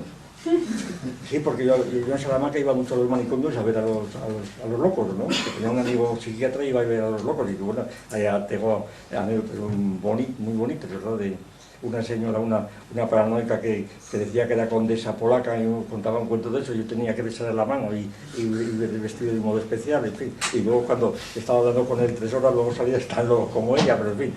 Bueno, pues, entonces ella estaba alienada, entonces decir que yo estoy alienado, decía, bueno, pues vamos a ver, todas en serio, ¿estás alienado? ¿Qué es o qué? No, es que la alienación, claro, luego me enteré que alienación es una palabra que aparece en la Biblia, en San Pablo, alienatisum, que luego la utiliza San Agustín, y es una palabra de origen cristiano, que el hombre queda alienado del amor de Dios porque piensa en sí mismo, y la alienación es meterse en sí mismo, para más paradoja, ¿no? La alienación es que el hombre se mete en sí mismo en lugar de estar mirando con Dios. ¿Bien? Entonces lo de alienación no tenía ni pies ni cabeza, y entonces, ¿qué quiere decir? Que el pecado original es que la humanidad, del género humano famoso, luego tantas veces hemos tenido ocasión de el género humano que se canta en la internacional, ¿no? El género humano, que todavía cuando lo cantan en Rodiezno o lo que sea, todavía vibran ahí vibra el proletariado, el género humano, ¿verdad? Pero ¿qué querrán decir con eso? El género humano no existe. Existe taxonómicamente, claro, existe como una categoría de Linneo, ¿verdad? Pero el género humano, ¿dónde está el género humano? En ninguna parte. Y esto no hay forma de meterse en la cabeza. Bueno, es más, decir esto es decir, tú eres un facha, es lo que te dicen. ¿Cómo que no va a existir el género humano? Esto es propio de un pequeño burgués, bueno, y esto otro es de un gran burgués, ¿verdad? El género humano no existe, ¿por qué? Porque no ha existido nunca. Pero además es una cosa tan evidente que da rabia tener que demostrarlo, ¿verdad? No ha existido nunca porque lo que ha existido son pues unas bandas de australopitecos y de pitecántropos, ¿verdad? Son bandas de esas, que además cada uno, que no eran hombres, eran homínidas, y que luego cada uno va desarrollando una forma de sociedad, de una lengua especial, es decir, que no hay género humano, ¿verdad? Cada uno va por ahí vagando hasta que se asientan, y cuando se asientan, ¿qué pasa? Que se apropian de un territorio, ¿verdad? Y cuando se apropian de ese territorio, pues entonces aquello es su patria, y entonces no hay propiedad ni hay lucha de clases, las clases empiezan entonces. Y entonces el análisis de Engels, por ejemplo, a mí me parece que adolece completamente de la falta de finura en este hecho, ¿no? Es decir, la propiedad aparece porque la lucha de clases, los explotadores, ¿verdad?, inventan al Estado para mantener explotados o sometidos a los otros. El Estado es una máquina de sujeción de los explotadores a los explotados, porque se han apoderado de los medios de producción. Coño, porque os habéis apoderado previamente, ¿verdad?, previamente de un terreno que teóricamente pertenecía a todos los hombres. En la tradición, pues qué sé yo, de Luis Vives o del Padre Mariana, etc. La tierra pertenece a todos los hombres. Bueno, el derecho a entrar en las Indias, famoso. Todos los hombres pueden entrar a la tierra. ¿Por qué no entran? Pues porque no les dejan los que están dentro. Esa es la razón. ¿Y por qué buscan otra razón? Es que no tienen derecho, pero ¿de qué coño derecho tiene usted? Que no tienen derecho, pero el derecho lo tendrán, es como el derecho al aborto ahora, pero que tenemos derecho al aborto, bueno, tendrán derecho cuando se lo dé la ley, ¿verdad? Pero antes de ¿quién ha dado ese derecho? Dios Padre, ¿pero qué es eso de derecho? El derecho supone precisamente el Estado, que es el que da el derecho. Y el derecho internacional es que no es derecho internacional, el derecho internacional es una serie de pactos entre Estados que no es derecho, sencillamente. Hay una serie de convenciones, bien, Entonces vamos a ver que además el derecho internacional pues sencillamente no tiene fuerza coactiva, más que indirecta, porque el derecho internacional para una gran potencia, pues excuso decir lo que pasa, ¿verdad? Pues no pasa nada, que simplemente que no lo acepte y se acabó. Son pactos que cuando les conviene muchas veces, cuando no. Entonces, la distinción que había que hacer era entre apropiación, que es el momento en el cual un sector de la tierra como plataforma básica, de riqueza básica, lo apropia un pueblo dispuesto a resistir ante cualquiera que quiera tratar, y el derecho consiste en la fuerza a resistir, y no hay otra. Bueno, yo no veo otra. El que tiene derecho, eso es una majadería, y perdonen a mi juicio totalmente, el que tiene derecho, porque es el primer ocupante, pero ¿por qué va a ser el primer ocupante el que tiene derecho? Tiene derecho porque tiene fuerza para resistir, y si no tiene fuerza, pues el otro será invadido, claro, y ya está, y no hay más historias. Entonces, la ocupación de un territorio supone necesariamente pues, una defensa, lo que llamaremos después el eje cortical, el plano cortical, la capa cortical, que es simplemente, en frases de Platón, donde dice Platón, en las leyes, dice: ¿no habéis observado que todas las ciudades griegas están siempre preparadas para la guerra porque están rodeadas de murallas y con aparatos y con vigías? Claro, están preparadas para la guerra, como pasa ahora. Entonces, la capa cortical es esencial al Estado. ¿Por qué? Porque nosotros también quieren. Entonces, el derecho es la fuerza, la potencia grande o pequeña de un Estado en cierre frente a los otros. Y entonces, ¿qué es la propiedad? Pues la propiedad es la redistribución de la apropiación para los que están dentro. Ahí es cuando empieza el derecho de propiedad. La redistribución injusta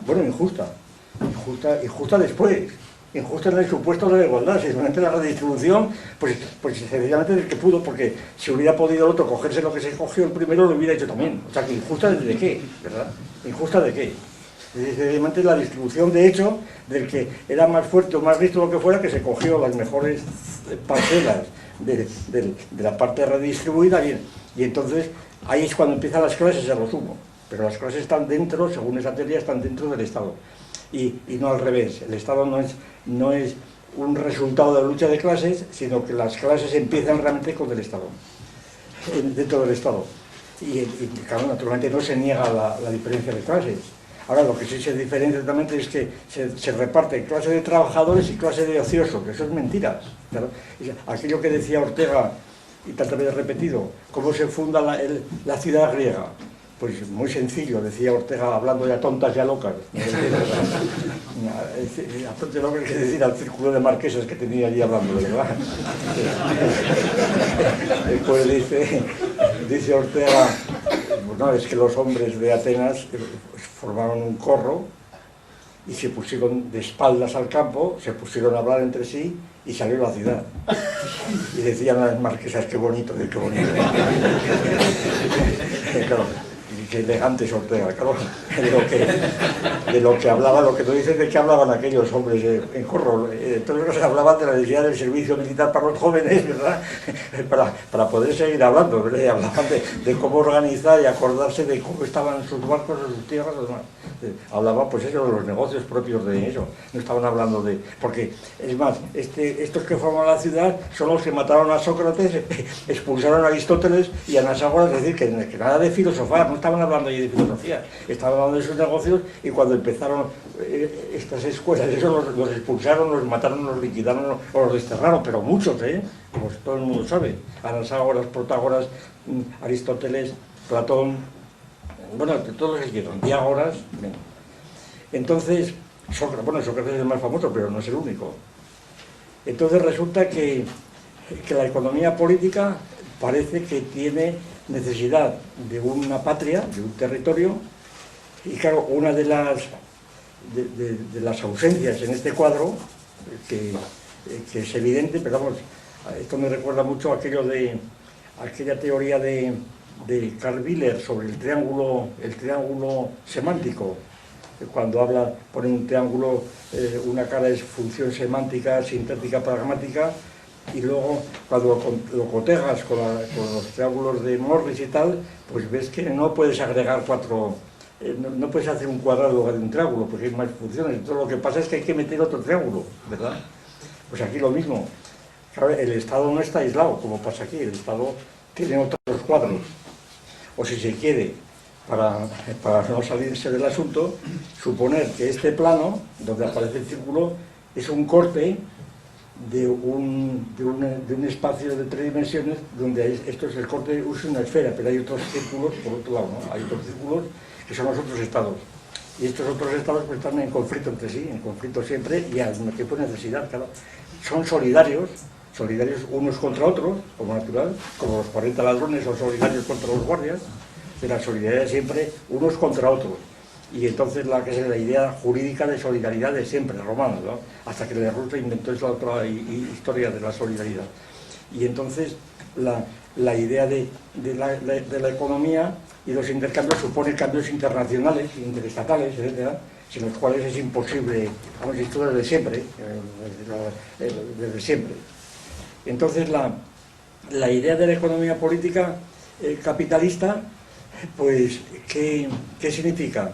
Pues primero que estas circulaciones de bienes, el círculo pues representa, es un esquema de multitud de círculos que hay secundarios, según el curso que se acerca bien, y precisamente aquí viene una cuestión importantísima, vamos, de carácter teórico, en donde esta circulación de bienes, objetos corpóreos, no tiene por qué ser conmensurables entre sí. Es decir, estos bienes primero se corrompen necesariamente por la codeterminación con terceros, se corrompen, se acaban, tienen que ser repuestos otra vez continuamente. Unos son de poca duración, pues como puedan ser los alimentos, otros son de más larga duración, como puedan ser las viviendas o los que fueran, ¿no? Pero los bienes siempre se corrompen, necesariamente porque son cuerpos y están en contacto con nosotros.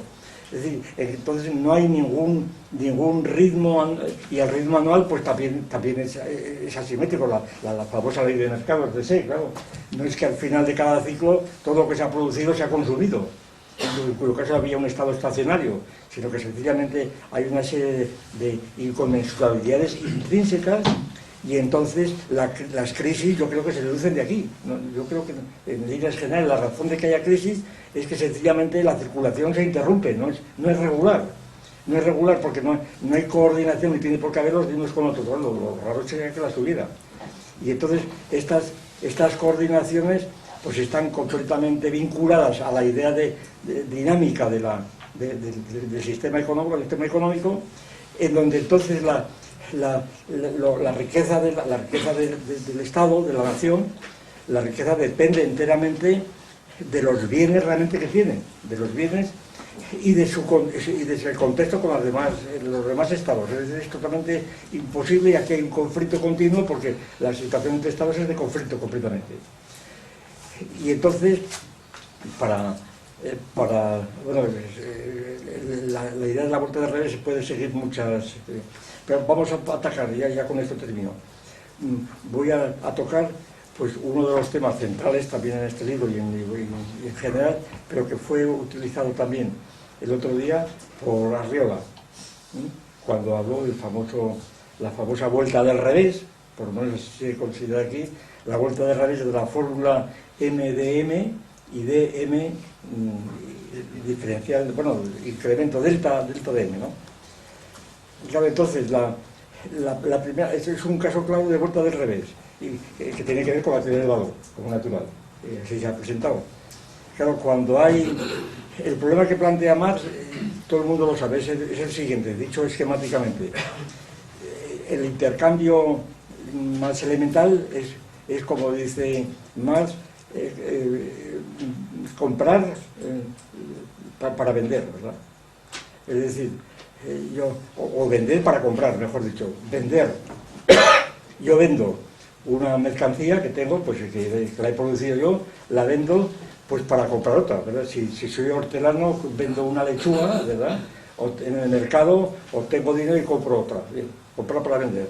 Entonces, la fórmula es M de M, el dinero es simplemente pues el interruptor, el intercomunicador, ¿verdad? Bien.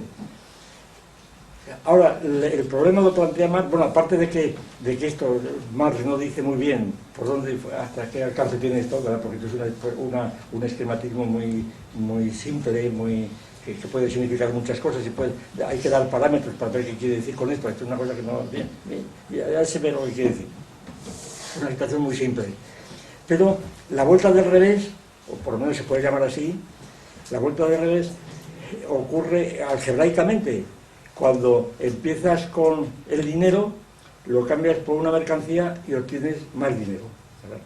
O sea que es DM delta D o D', siendo M menor que D, es decir, obteniendo más dinero.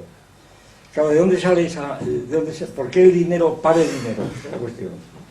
¿Por qué, si el dinero que ha invertido el capitalista, si el dinero que ha invertido, pues entonces está ya totalmente invertido, pues en materias primas, en créditos, intereses de créditos, en pago de salarios, en fin, en todo, en propaganda, en todo lo que se quiera, entonces en gastos del propio empresario, ¿verdad? En gastos de supervivencia, al nivel de los trabajadores, si él tiene vocación de igualitaria, ¿verdad? Que no tiene por qué tenerla. Para que la economía funcione no tiene por qué tenerla. Eso serán unas razones morales, pero no económicas, ¿verdad? Entonces, es decir, ¿por qué es razón exigir que el empresario que ha montado eso cobre igual que el trabajador? No tiene ninguna razón. Porque aquí partimos del derecho de propiedad. Aquí partimos que el propietario es el empresario, que es propietario de lo que fuera. Será injusto, no, es lo que es. A mí déjenme de historias morales, es el propietario, porque está legalmente reconocido. Y no por promesas o por esto que hemos hablado esta mañana, ¿no? Sino porque efectivamente hay un Estado que las ha de cumplir. Es decir, que no es por mera costumbre, no es que son leyes que las ha de cumplir el Estado y las ha de cumplir por la fuerza, además. Es decir, hay una coacción efectiva, objetiva, donde el propietario es el propietario porque si alguien le pone... Entonces no es una cuestión simplemente de derecho, es una cuestión de derecho. Es una cuestión de derecho de propiedad, precisamente. Y entonces así empieza a funcionar la economía. Y esto se olvida muchas veces en el análisis económico. Como si el derecho es esencial, totalmente esencial. Es decir, el propietario de una empresa que empieza a iniciar un negocio está protegido por las leyes en todos los estados que supone el derecho de propiedad, porque si no, no habría estado. Entonces, en esa situación se produce ese incremento de dinero. Claro, el problema que se plantea Marx, claro, en muchos lugares, pero el más famoso debe ser el tomo primero, sección 2, capítulo 4, me parece que es, ¿no? Vamos a citarlo varias veces, pero igual me he confundido. Ahí es cuando Marx empieza a sorprenderse, que ese es el problema. ¿Por qué se sorprendió Marx? Ese es el problema que yo planteo. ¿Por qué se sorprende Marx de que este dinero invertido luego dé lugar a más dinero? Es decir, yo siempre me sorprendí de la sorpresa de Marx. Bueno, pero ¿por qué se sorprende Marx? ¿Qué es lo que esperaba? Pues voy por lo siguiente. Esto es más largo de contar, pero se puede decir en 2 palabras. A mi juicio se sorprendió Marx de esto, pues porque ya partía del comunismo. De aquí él sacó el comunismo, así como suena. De esta inversión del revés, Marx justificó primero la necesidad, la corrupción necesaria del capitalismo, la corrupción interna del capitalismo. El capitalismo tenía que desaparecer porque se descomponía por varias razones, la tasa a la baja del beneficio, etcétera, de la tasa de ganancia, etcétera, por muchas razones, pero sobre todo por esto, porque al final del proceso, claro, la idea de la plusvalía, que había salido un plusvalor, no podía salir ni del valor invertido, claro, porque teóricamente estaba todo invertido en todo el proceso, ni podía salir de la naturaleza, puesto que el valor había sido producido, ni podía salir de ninguna parte. ¿De dónde salía? Pues de una mercancía, dice Marx, famoso, de una mercancía que tiene la característica de ocultarse como tal, y entonces esta mercancía es la fuerza de trabajo del trabajador, es el plus trabajo. Y sencillamente que el trabajador, el capitalista, lo que ha hecho es engañarle, le ha engañado, pero sin darse cuenta. Entonces, si es sin darse cuenta, ¿por qué le ha engañado? No, es que no se da cuenta, ¿no? Porque además es legítimo, porque el trabajador capitalista, el asalariado del nuevo régimen, es decir, en un estado de derecho, donde hay un derecho establecido, entonces el trabajador es libre, la libertad de la Revolución Francesa famosa, el trabajador es libre para vender su fuerza de trabajo, que es lo que tiene. Y entonces, según los valores promedios sociales, si la fuerza de trabajo vale tanto, el capitalista le paga religiosamente a cómo está el salario. Y allí no se ha engañado nadie a nadie, ¿verdad? Aquí no se ha engañado nadie a nadie. Y entonces, ¿qué misterio hay para que pueda salir ese misterio? Sale de la nada, no, imposible. ¿De dónde sale ese incremento de valor, ese incremento de dinero? Pues Marx se encuentra que únicamente puede salir de sobretrabajo, y entonces se inventa, que es el flojisto que decía yo el otro día, y que no le gustó a Arriola, por lo visto.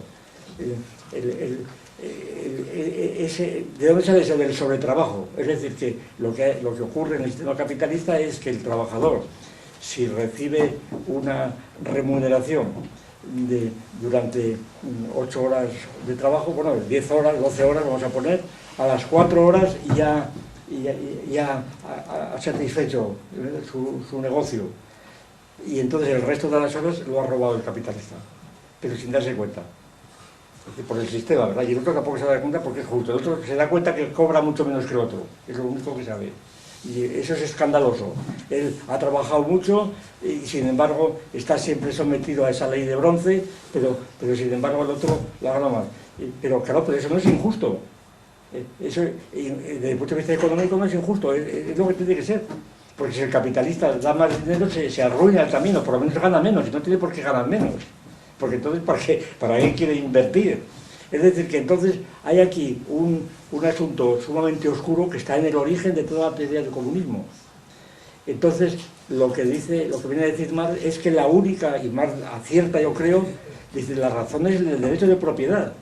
Que la única forma de que no haya explotación es que el trabajador sea propietario también de todos los bienes de producción. Y por consiguiente, y esto únicamente puede ocurrir en el comunismo. De manera que el comunismo es la única manera que ve más para explicar este milagro, este misterio de la producción de la plusvalía por el plustrabajo. Pero ese plustrabajo, a mi juicio, es un concepto completamente metafísico, inventado, ya digo, como el flojisto, que sí, que funciona, pues, se supone que está allí, pero no está demostrado, no es que no sea tangible, es que está completamente inventado ad hoc, ¿verdad?, para explicar lo otro. Cuando se puede explicar de otras formas. Es decir, ¿por qué obtiene más dinero el capitalista? Pues entre otras cosas por esa teoría de la moneda que hemos dado. Sencillamente porque la mercancía que ha obtenido, pues puede tener mucha demanda y por consiguiente puede encarecerla, porque tiene mucha demanda. Y entonces la plusvalía viene del propio mercado, no viene del plus trabajo, por ejemplo, vamos. Y entonces la situación es totalmente distinta. Por tanto, el comunismo no es la solución al asunto. El comunismo, tal como lo expone Marx aquí, en esta vuelta de revés, el comunismo, a mi juicio, está justificado ad hoc, precisamente como una construcción para explicar un problema planteado por Marx, porque parte ya del comunismo primitivo, es la cuestión. Parte del comunismo primitivo, donde todos los hombres tenían todo en común. En la comunidad primitiva, entonces vino el pecado original, la alienación, se separaron las clases, empezó la lucha de clases, y claro, entonces la única solución es volver otra vez a juntarse en la sociedad con comunidad de bienes para que desaparezca la explotación. Claro, todo esto es lo que estábamos esperando a ver lo que pasaba en la Unión Soviética, ¿verdad? Luego resulta que se hunde. Después de todo esto se hunde, pues aquí ha fracasado totalmente. ¿Por qué ha fracasado? Hombre, pues porque por el cordón sanitario, porque el resto de los estados iban contra ella, por el capitalismo, bueno, pero claro, Lenin ya había dicho que si no había revolución en Alemania fracasaba la revolución rusa o soviética. Stalin declaró a Rusia patria del proletariado, diciendo que aquello era el comunismo, ¿no? Como después siguió adelante. Aquello fracasó por razones económicas, sencillamente, porque por muchas razones.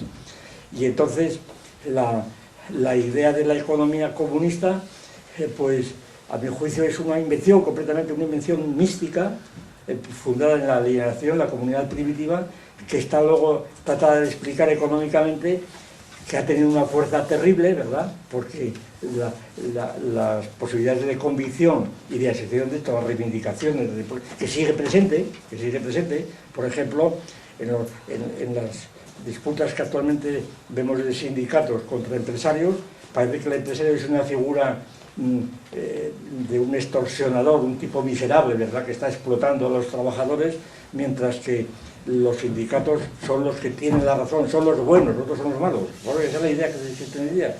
Y entonces los buenos y los malos. No. Y sin embargo, eso no hay quien lo saque de las cabezas de los sindicatos.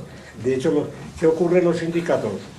Pues sencillamente ocurre que están, creo yo, en España actualmente, que están en gran parte participando del ideal comunista soviético, de ser funcionario del Estado, por lo menos, ser funcionario, que es lo que quieren todos, ser pagados por el estado de bienestar, pues también contribuye al asunto, y entonces esa idea del estado de bienestar hace que individuos que están ociosos, pues sigan cobrando, el perro o lo que fuera, y entonces se creen ya justificados cuando decía esta mañana alguien, la razón de la crisis la tienen los trabajadores, claro que la tienen, totalmente.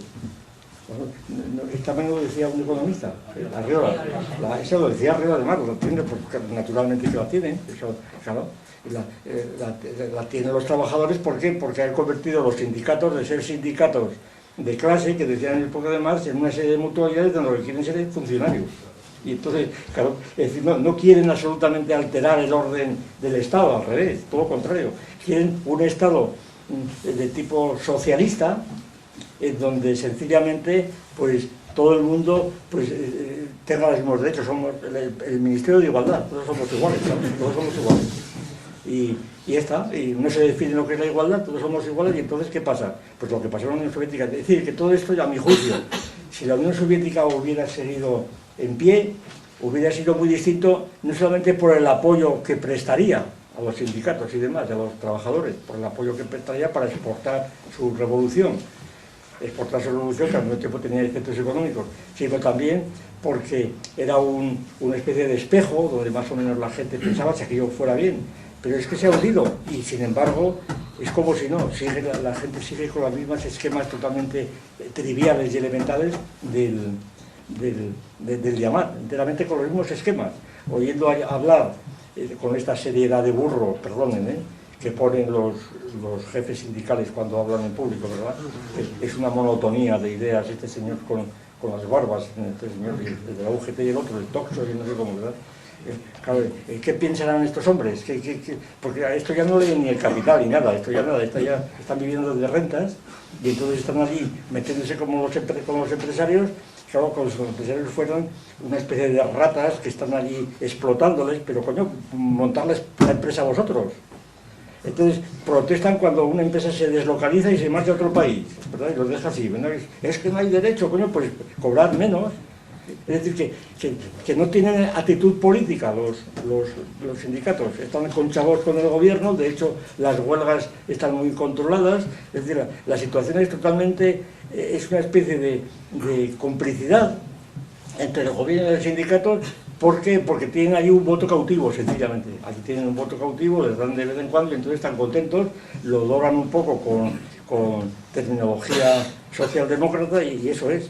Entonces yo creo que la situación pues, puede ser catastrófica, pero la crisis tiene tanta razón los trabajadores como la otra, porque siguen el sistema tal como lo siguen y porque no son capaces.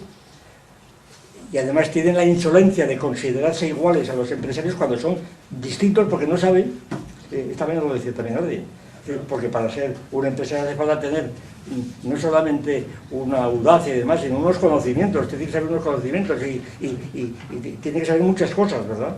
Y entonces uno cualquiera no puede decir, no, es que yo soy igual que tú, bueno, serás igual, seguro hay un derecho, pero tú no eres igual porque sabes menos que yo, ¿verdad? Yo recuerdo, y ahora con eso termino, cuando el Día de la Cultura de Gijón, en la transición, año 76, era un Día de la Cultura donde había muchísima gente, estábamos en la mesa, por una parte Lasso, José María Lasso y yo, que representábamos, éramos vistos como el sector prosoviético. En la otra mesa estaba García Calvo, no, en la otra lado García Calvo y Rúa, que era el anarquismo. Los dos eran católicos de griego, por cierto. Y entonces era muy curioso porque los católicos de griego estaban diciendo con gran erudición que la cultura debía ser popular y que había que hablar con el pueblo, y esto lo decían con palabras muy técnicas y poniendo bien. Y nosotros lo decíamos con lenguaje llano, que el pueblo tenía que instruirse, ¿verdad? Y que el pueblo por sí mismo era un animal de bellota que había que... Entonces se levantó indignada una obrerita, de una fábrica de tejido de Gijón, bueno, arremetió contra mí, claro, y me dijo más o menos lo siguiente: yo soy analfabeta, yo no sé leer, por las condiciones personales y tal. Podría haber aprendido a leer, pero no es tan difícil, ¿eh? O sea, porque mi familia, coño, pues haber aprendido a leer que hace no tiempo, vamos. Entonces yo no sé leer y sin embargo yo soy tan, no sé qué dijo, tan sabia como usted. Y digo, hombre, si no sabe leer, por lo menos yo le gano el que sé leer. Pues como si no, bueno, un abucheo gigantesco me dieron y ya está, ¿verdad? Aquel individuo, pues esa es la actitud de esta gente. Bueno, pues nada, yo he terminado y sí, otra vez tan esquemático como siempre, pero así.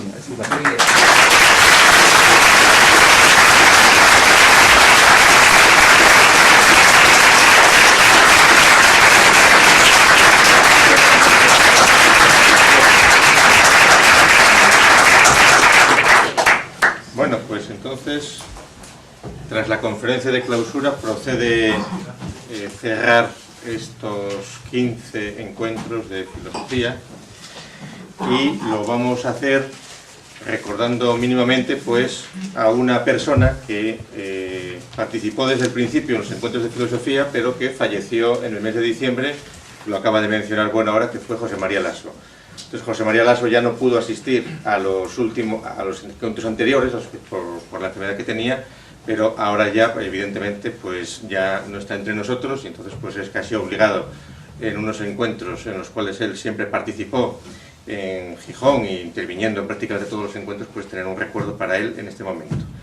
Y desear pues que todos ustedes al año que viene sigan entre nosotros, estamos por supuesto que vamos a seguir aquí, y que nos podamos ver en los 16 encuentros de filosofía en Oviedo para comunicar y a todas las personas que han asistido y que en su mayor parte, lo cual también es importante desde un punto de vista sociológico, es decir, la mayor parte de quienes están aquí en esta sala no son de Oviedo ni son asturianos, sino que han venido de fuera, lo cual pues es la mejor noticia que se puede tener para asegurar pues la frescura y la diversidad y el interés que efectivamente pues estos encuentros reciben. Y nada, probablemente pues en unos días parte de los encuentros estarán disponibles en internet, en YouTube, y las comunicaciones pues que cuanto sean enviadas pues serán publicadas en el Catolepas y así pues habremos cumplido un ciclo más de estos encuentros que empezaron hace 15 años. Y agradeciéndoles otra vez su asistencia y su presencia y convocando ya los 16 encuentros, pues se acabó, ¿eh?